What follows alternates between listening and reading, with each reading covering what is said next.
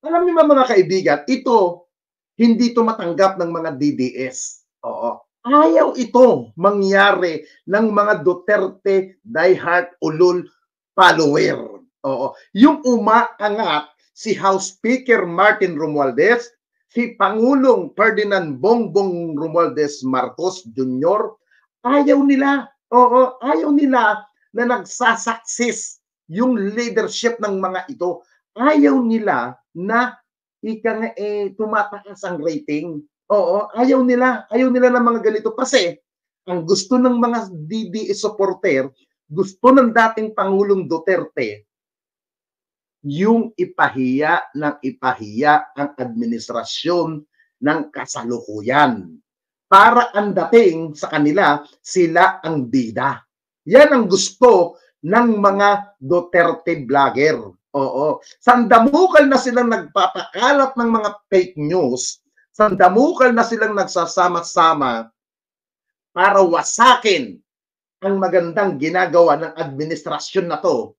Pero hindi po umi-effective. Bakit? Kasi alam nyo guys, kahapon, na-interview kahapon si Pangulong Ferdinand Marcos Jr. Alam nyo, ang ganda ng interview sa kanya. Ha? Bago ko po ipakita sa inyo ang interview ni Pangulong Marcos, ipakita ko po muli kung anong pinagmulan nung ambos interview sa kanya kahapon.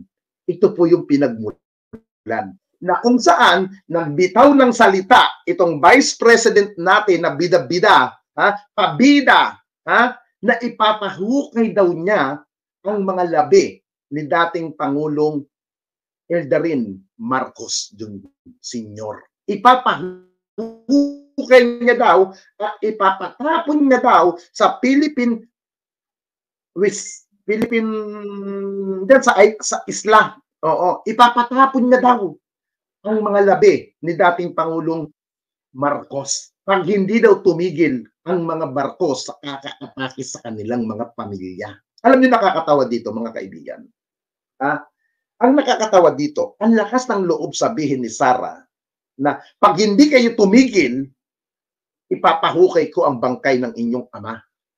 Kung di magaga, hindi ba nag-iisip si Vice President Sara Duterte? Hindi niya ba inisip o wala siyang isip o talagang nagtatangahan lang ang ating Vice President, mga kababayan? Nagtatangahan-tangahan lamang. Kasi natatawa ako sa sinabi niyang words, binabalikan ko yung mga video ni Sara na issue daw. Ipapahukay niya at pag hindi daw tumigil, ipapatapon niya doon sa Philippine West Sea ang mga labi ni dating Pangulong Marcos Sr. Mga kaibigan, mulat naman sa ating kaalaman at alam po ito sa publiko. Sino ba ang putak ng putak?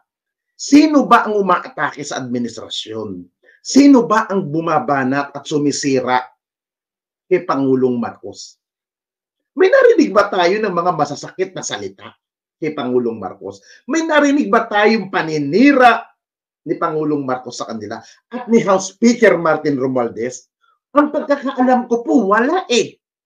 Wala silang binabanggit sa social media, kahit na sa interview, wala naman eh. Wala. Kaya hindi ko mawari kung ano yung ibig sabihin ni Sara na pag hindi kayo tumigil, ipapahukay ko ang mga labi ng ama nyo.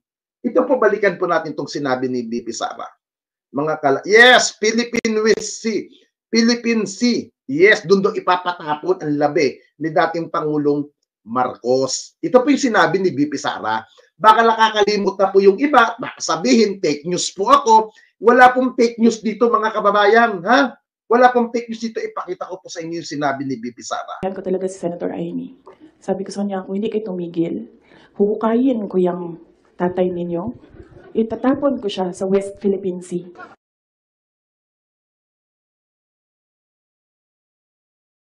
Nakita niyo po yung sinabi ni BP Sara? I think 2 weeks ago, 3 weeks ago niya itong sinabi. Narinig niyo po ba yun? Alam niyo po ito pong nangyari. Kahapon, ambos interview kay Pangulong Marcos. Kahapon, ang ini-expect ko, magsasalita si Pangulong Marcos. Sasagutin niya ang sinabi ni VP Sara. Alam niyo kung anong ginawa ni Pangulong Marcos? Umiling lang. Umiling at nag-isip kung papatulan niya ba o sasagutin niya pa ba yung mga pinagsasabi ni Vice President sa kanya. Alam niyo, nakakabilib dito kay Pangulong Marcos. Kaya ako, hindi po ako magtataka kung bakit tumataas ang rating ni Pangulong Marcos. Tama ang sinabi ng pamunuan ng Iglesia ni Cristo. Tama ang sinabi ng INC na ang gusto lamang nila ay magkaisa ang ating mga leader. Magkasundo para sa ikabubuti ng ating bansa at tunay na pagkakaisa. Yan po ang sinabi ng pamunuan ng Iglesia ni Cristo. Ito pong maganda rito mga kababayan. Imbis sagutin ni Pangulong Marcos ang mga sinagsasabi ni Sara Duterte, gumanon po si Pangulong Marcos. Sabay iling. Alam niyo po, simple lang ang ibig sabihin niyan eh. Ito pong sinabi ni Pangulong Marcos kahapon sa interview sa kanya. Ngayong undas, tinanong ko tungkol dyan ng Pangulo. I'd like to ask you of your thoughts about the statement made by the Vice President about the remains of your daughter. November 26.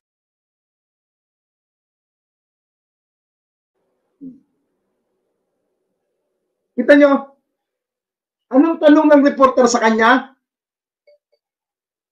Ano po ang inyong reaksyon about kay Vice President Sara Duterte na ipapahukay po ang mga labi ng inyong ama pag hindi kayo tumigil?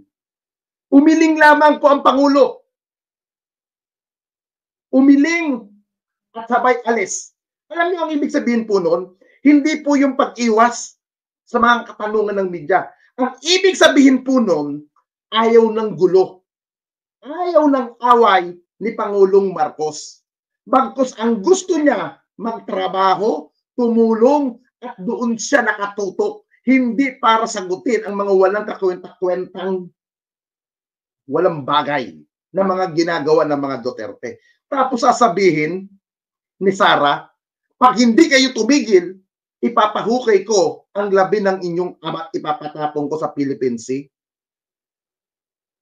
Ang utak si Sara, sa totoo. Ewan ko saan puntang kukutin ni BP Sara. Dapat ang pagsabihan niya, unang-una, yung ama niyang ulyanin. Yung ulyanin na gago na hindi na tinitigasan ng bayag na si dating Pangulong Rodrigo Roa Duterte. Yun ang pagsabihan niya. Hoy, putang ina mo, ama, manahimik ka na.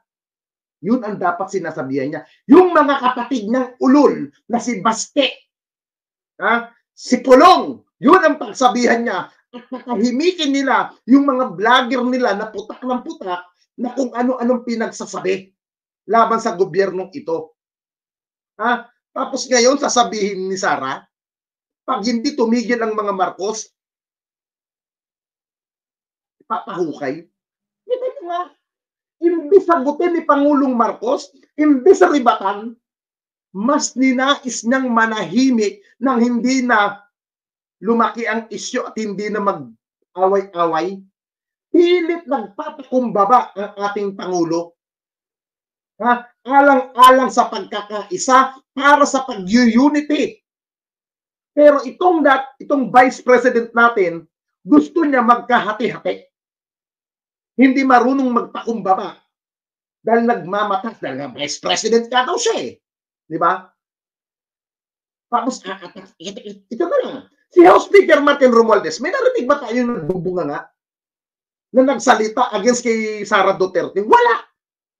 Kahit na kay Pangulong Duterte, wala tayong narinig kay Martin Romualdez na umatake siya sa mag-ama. Siguro ay kinakasama ng loob ni Sara, ito siguro nakikita ko mga kababayan eh. Hindi nila matanggap na nauurirat sa Quadcom, nakakalkal ang kanilang mga issue, ang kanilang mga baho, ang kanilang mga iskandalo. Yun ang hindi nila matanggap. Dahil kapartido nga sila ni Pangulong Marcos, pero bakit nagkakaganyan? Hindi nila nalalaman mayroon equal na kapangyarihan ng Kongreso na mag-imbestiga at nang malaman ng sambayan ng Pilipino. Di ba? Kaya mga kababayan, hindi po ako magtataka kung bakit tumataas ang rating ni House Speaker Martin Romualdez at ni Pangulong Marcos. Hindi na po ako magtataka kung bakit umaangat yung dalawang yan At yung 10 ng mga nasa gobyerno, tumataas ang rating. At si Sara Duterte, unti-unti nang nahuhubaran ng maskara na ang tunay na pagkatao ay nalalantad na sa publiko. Kasalanan ito ng mga Duterte kung bakit gumaganyan sila. Hindi kasalanan ng gobyerno ito. Hindi ito pagkakatake para personalinin sila. Tinatanong lang naman, saan ba nadala ang pera ng bayan? Saan mo ba ginamit? Hindi niya masagot, di ba?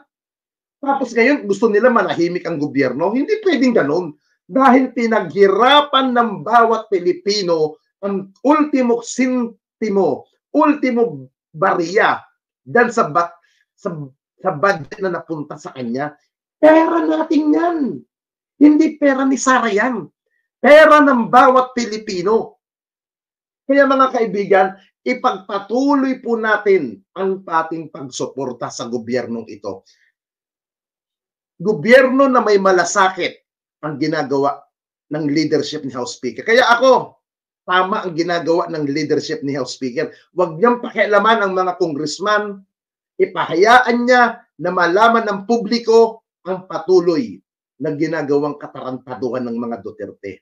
Kaya ito mga kaibigan, hindi na po ako maggugulat kung bakit tumataas ang rating ni House Speaker Martin Romualdez at ni Pangulong Ferdinand Marcos. Ito po yung rating na bagong latest po ito mga kapatid Hindi ito fake news.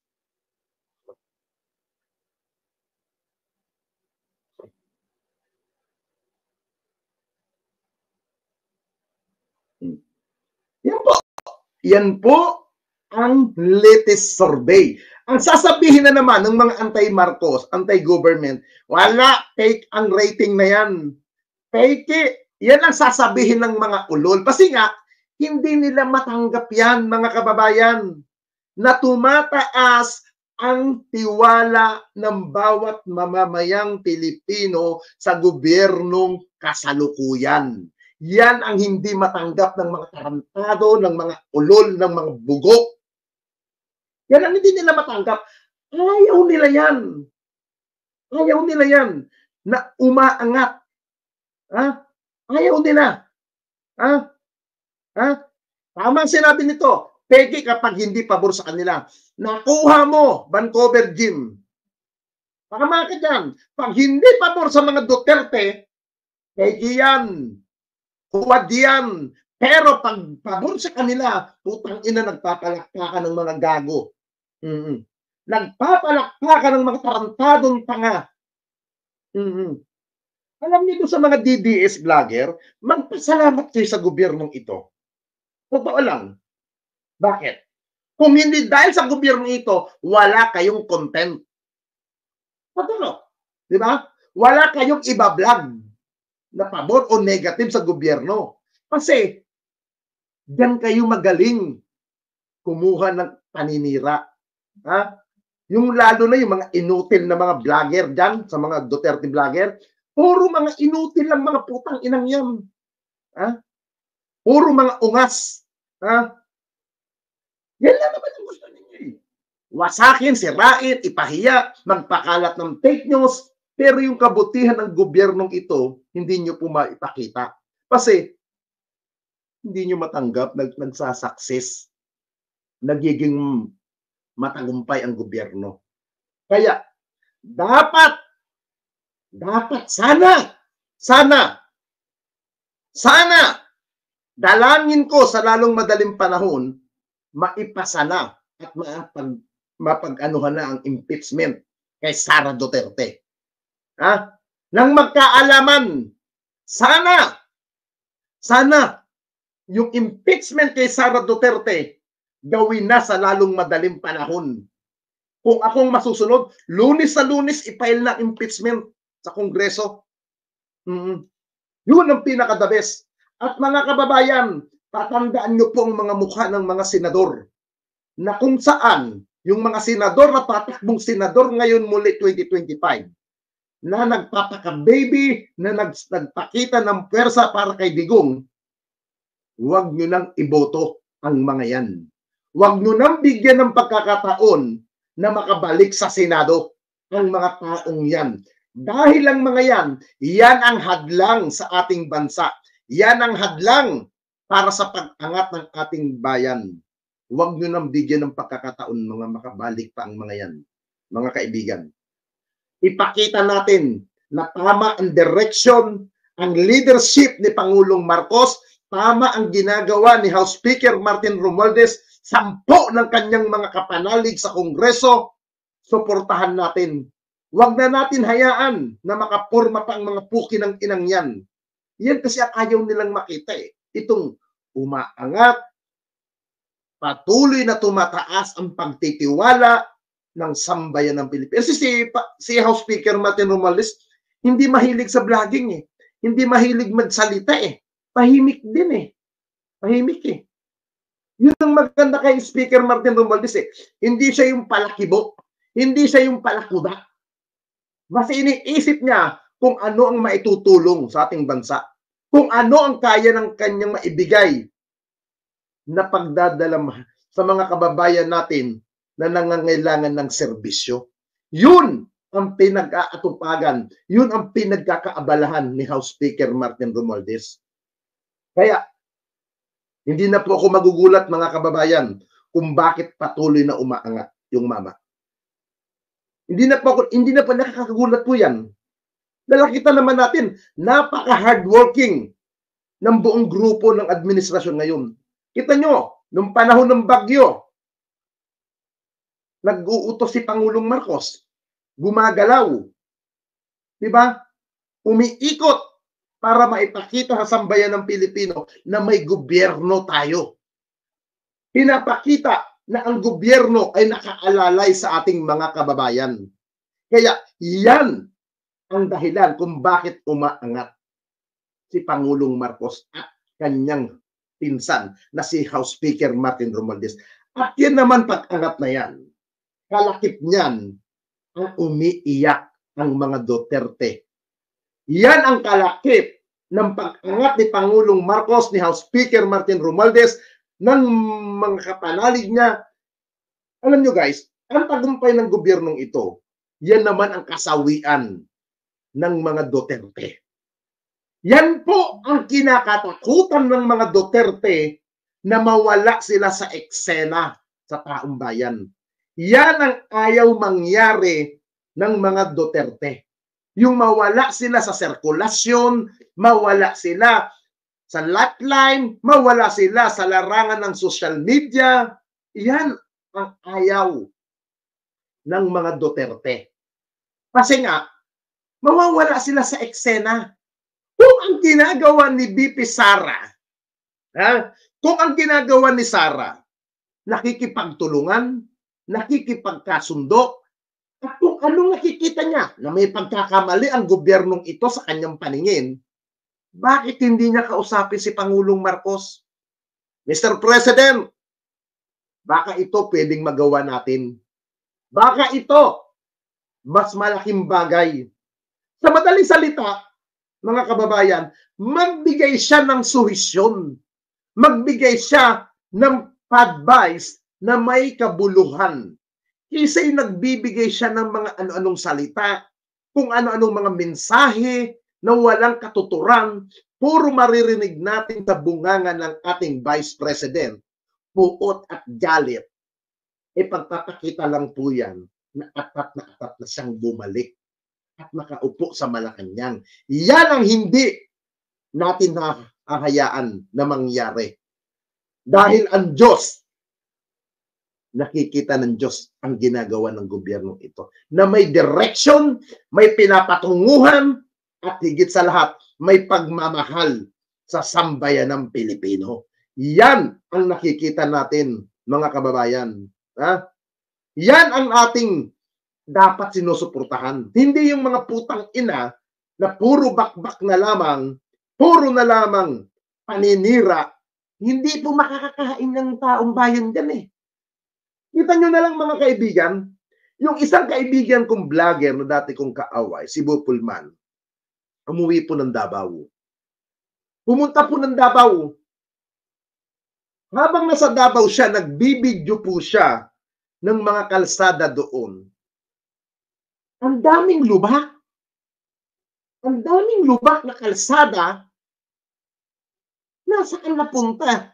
Yung 52 billion na pondo para sa sinasabing widening, para daw doon sa instruktura.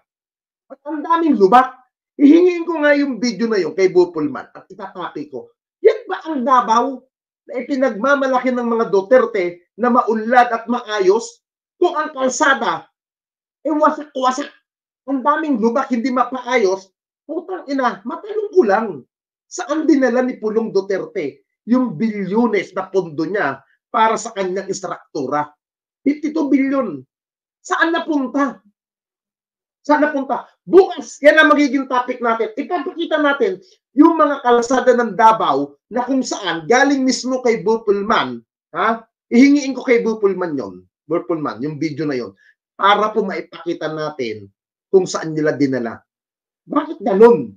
Tapos kung makaasta sila sa gobyernong ito, kung makaasta sila kay House Speaker, kay Pangulong Marcos, akala nila napaka-perfecto nila. Di ba? Magaling lang ang mga Duterte sa bakbakan eh. Sa paninira. Sa pagdidikta sa mga vlogger. Diyan sila magaling.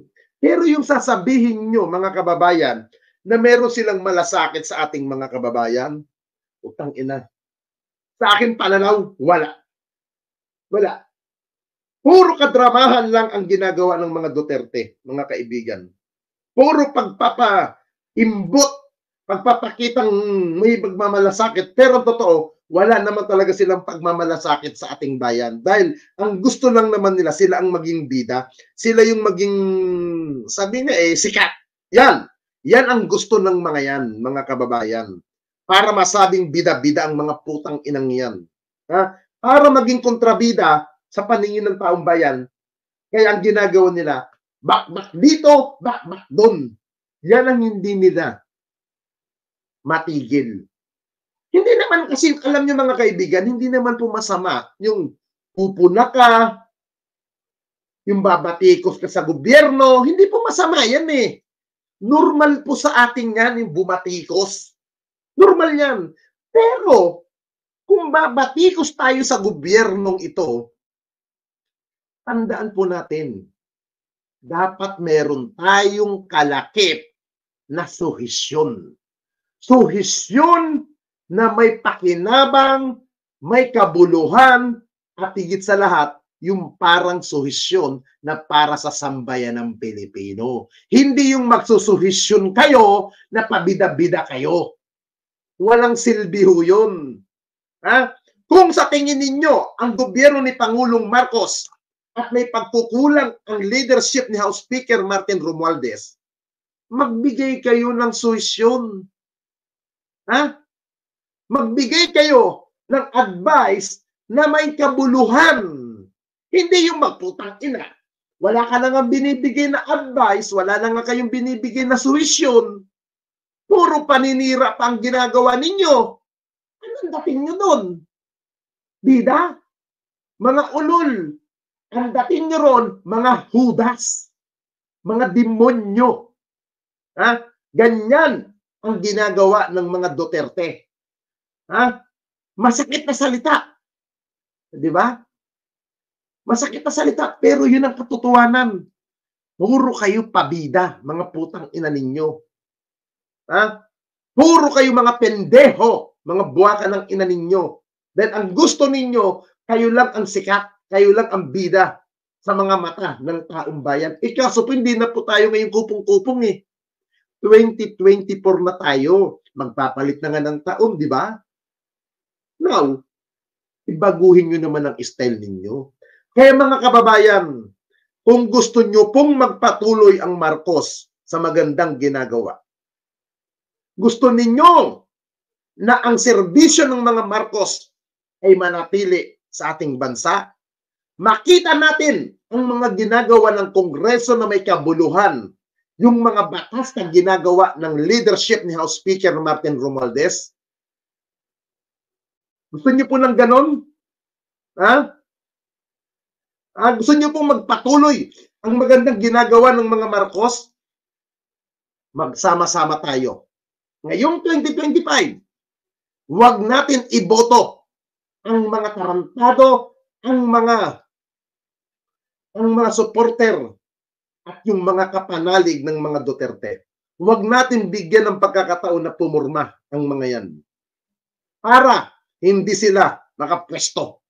Dahil pag nandyan ang mga salot na yan, nandyan sila Bongo, nandyan sila Bato, asahan ho natin, hindi po uusad ang magandang ginagawa ng gobyernong ito.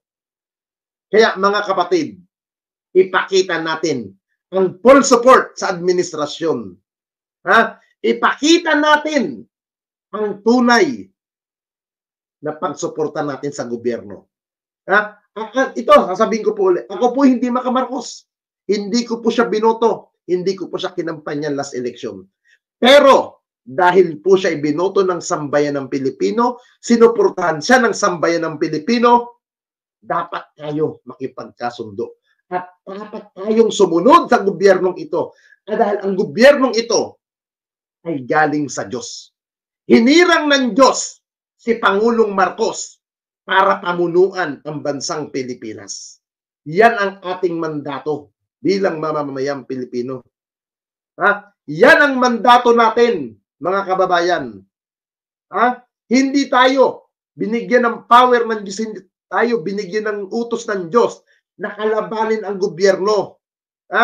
Hindi tayo binigyan ng salita ng Diyos na lumaban sa gobyerno. Bagkus sinabi ng gobyerno, ang sinabi sa Biblia, tulungan, suportahan, at igalang ang gobyerno at magpasakop tayo. Yan ang utos ng Diyos.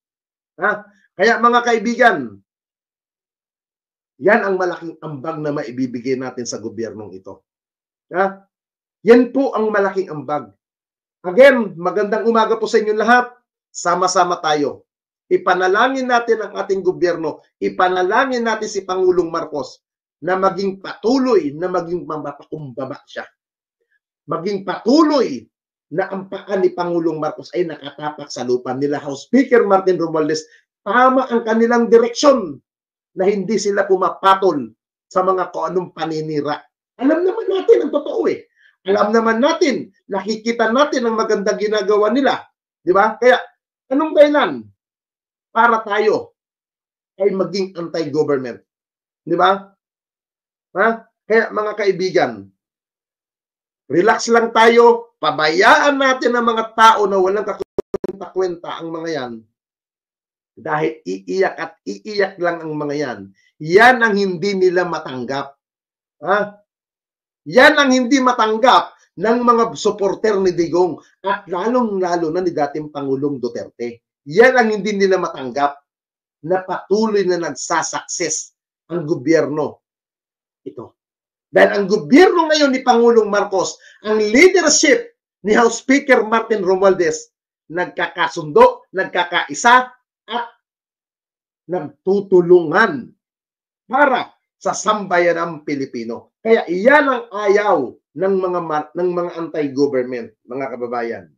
Yan ang ayaw nila. Again, magandang umaga po sa inyong lahat. Ingat kayo parate ngayong Sabado, November 2 na tayo, ang bilis ng araw. Diba? Ilang days na lang, December na, magpapasko na. Diba? Kaya, ingat-ingat, habang wala pa ang Christmas, magplano na po tayo. At higit sa lahat, mag-ingat po tayo sa mga matataong lugar. Huwag po tayong basta magtitiwala sa mga taong hindi natin kakilala at sa mga taong hindi natin ngayon lang nananamit, ngayon lang nakakausap. Maging aware po tayo mga kababayan. Mahirap na po mabiktima ng mga salisigang. Okay? Again, mahalin po natin ang ating gobyerno at tulungan po natin ang ating gobyerno.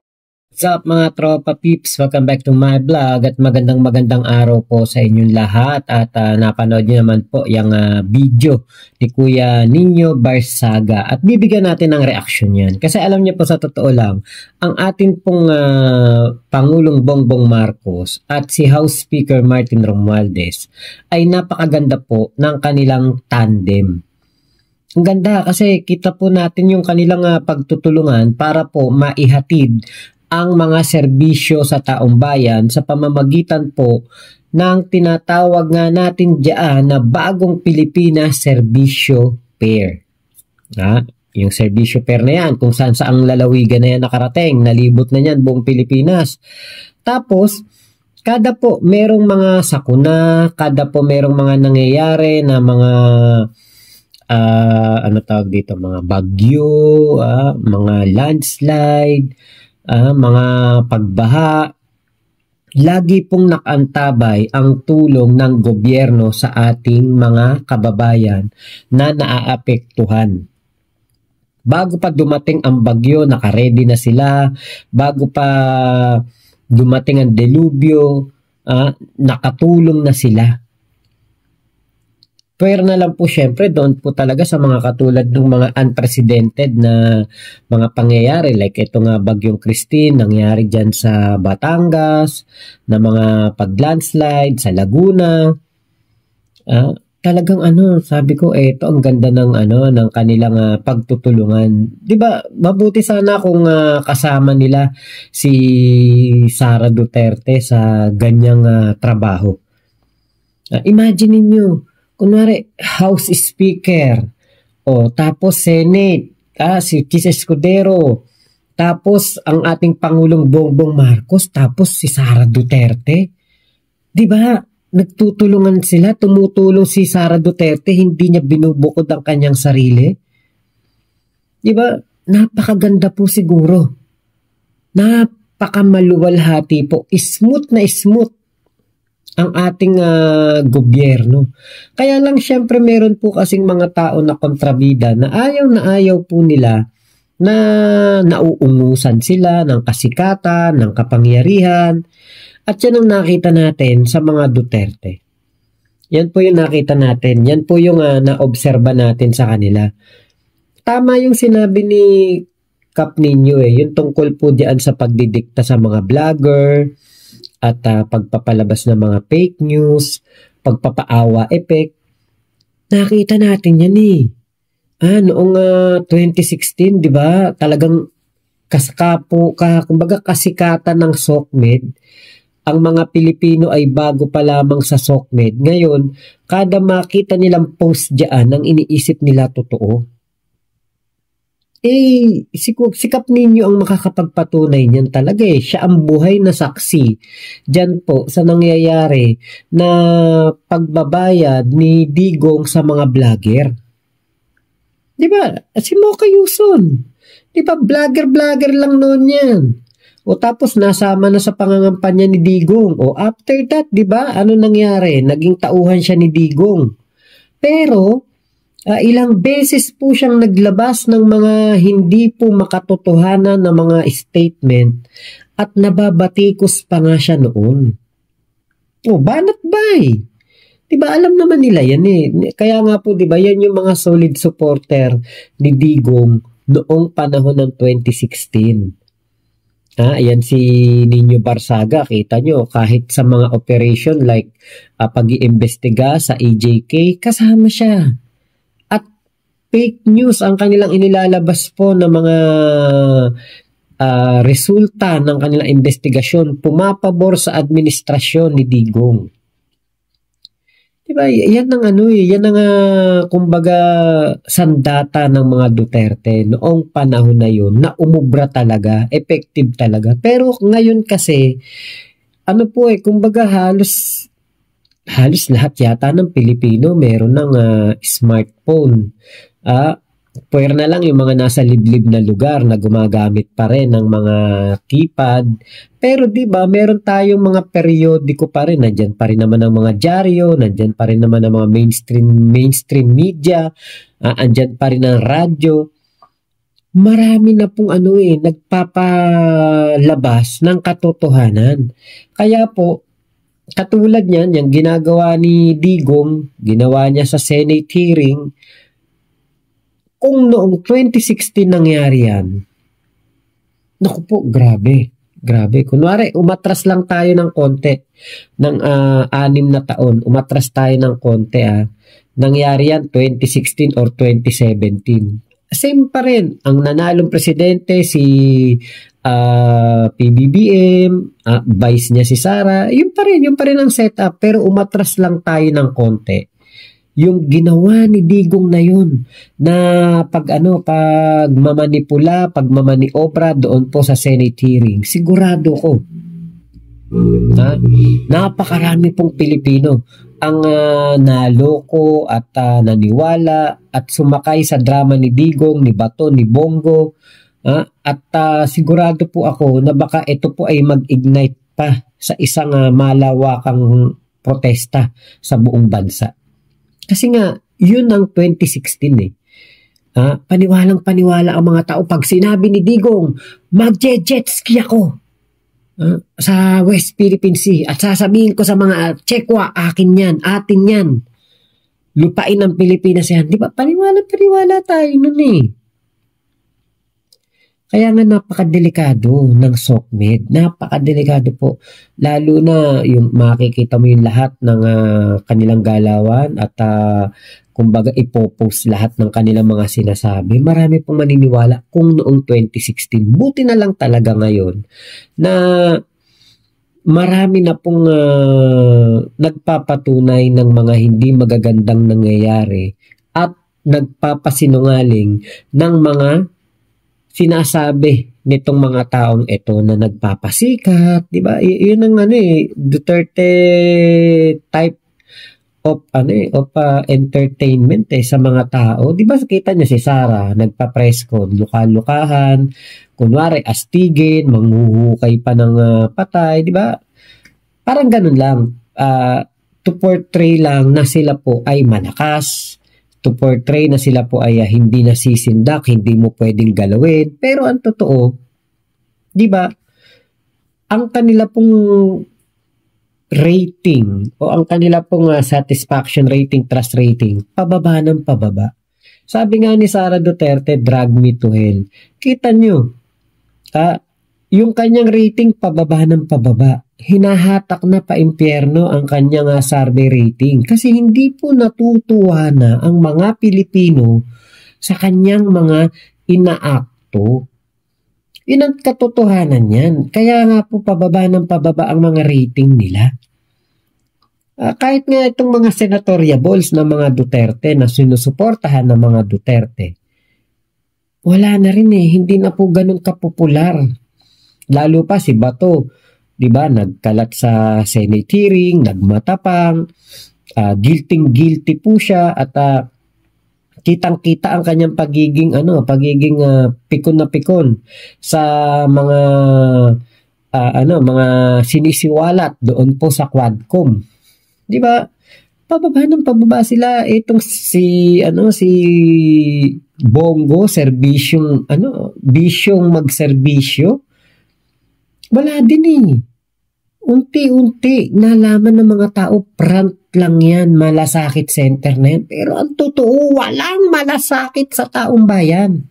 Kasi kung may malasakit sa taong bayan, diba, hindi mai-involve ang pangalan niya sa mga EJK issue. Diba, kung meron talagang malasakit sa bayan, bakit naging naging kanang kamay siya ni Digong at siya pa ang sinasabing financier o nag-aabot ng pera sa mga kapulisan through Muking Espino. Sa kanya daw po nanggagaling. Di ba? Kaya alam niyo po, ay naku, may lamok. Talagang talagang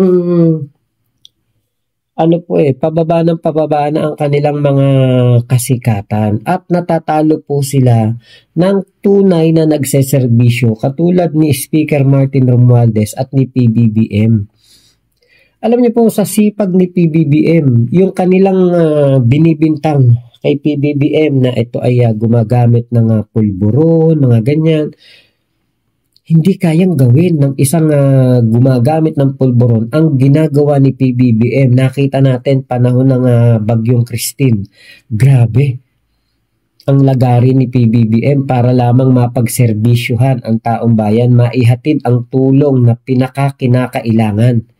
O di ba katatapos lang ng bagyo sa Batanes, nasalanta ang Batanes, pumunta siya doon. O after na naman yan, nagkaroon na naman ng bagyo, nasalanta na naman sila. Ilang bagyo na ang dumadaan, ilang napakarahas na mga ulan na ang dumaan sa Batanes, sa Northern Luzon. Talagang makikita mo si PBBM hindi nagpapabaya.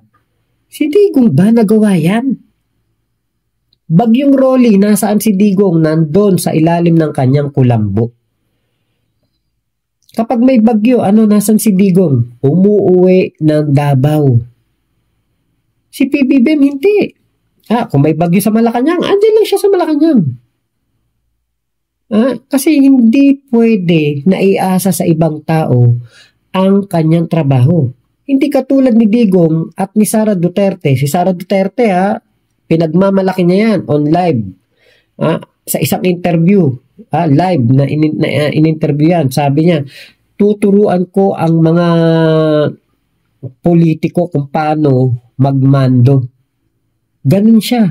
Magmamando lang siya. Kaya nga, kahit nakasagsagan ng bagyong Karina, dumiretso siya sa panonood sa concert daw po doon sa Germany. Kasi nga, nagmamando lang siya. O, chat lang. O, eto, dalhin nyo yung pamigay kayo ng ayuda dyan na, sa Quezon City. O, Metro Manila, pamigay kayo. O, maluto kayo sopas, dalhin nyo. Kitchen, yung mobile kitchen, dalhin nyo sa ganitong lugar. Hindi katulad ni PBBM at ni House Speaker Martin Romualdez. Diba? Talagang siya, focus sa hands-on. Ang isa pang nakikita ko dyan na ngayon ay kumbaga na ngayon lang nakikita o ngayon lang na-appreciate ng taong bayan, si Leni Robredo. Si VP Leni, kita nyo, di ba? Hindi naman siya leader ng Naga City o wala naman siyang pwesto, pero kita nyo, lumulusong sa baha para magpaabot ng tulong, mamigay ng tulong, nag-oobserba. Di ba? Yan ang tunay na leader.